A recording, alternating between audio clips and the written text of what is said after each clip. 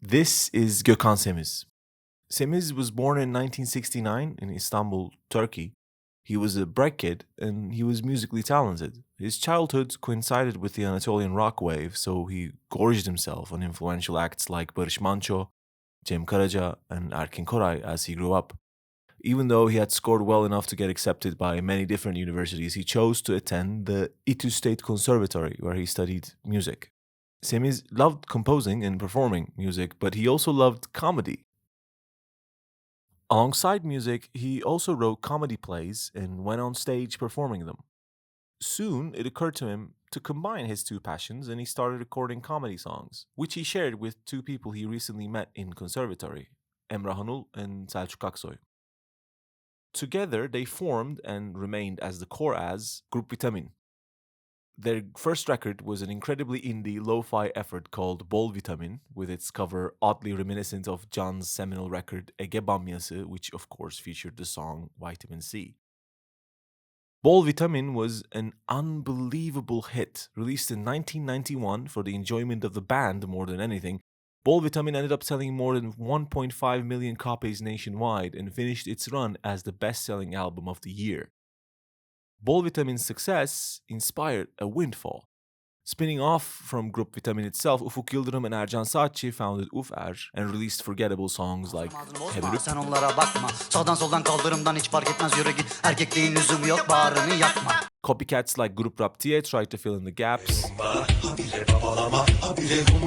Suddenly, there were novelty character acts like Barbaros Hayrettin, Ben sizin babanızım.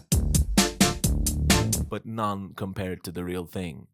Vitamin followed its initial unexpected success with 3 more studio albums, each spawning multiple hits.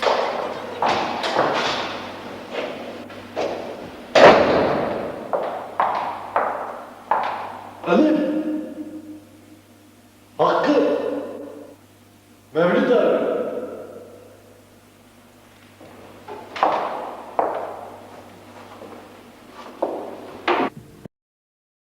By 1994, when they released their 5th studio album Aşkın Gözyaşları, it was clear to everyone that this was Vitamin's decade and everyone else was just living in it. After the doom and gloom that took over Turkish popular culture in the 80s, the humorous and irreverent space Vitamin crafted for itself and for its copycats attracted young people in droves. Gökhan Semiz's lyrics were filled to the brim with innuendo but almost never blew.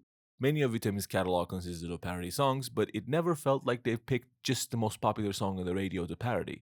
Sometimes it felt like Semiz was making a social or political commentary, but it was always vague, hidden behind a general all-purpose humor that everybody could get behind. And you know what the most incredible part of it is? They got away with it. I don't mean to say that the band members became incredibly wealthy off the back of Vitamin's success. They didn't. They just became incredibly popular and culturally significant. One of Semiz's early idols, Barış Manço, for example, took a great liking to Semiz and featured the band often in his early morning kids show.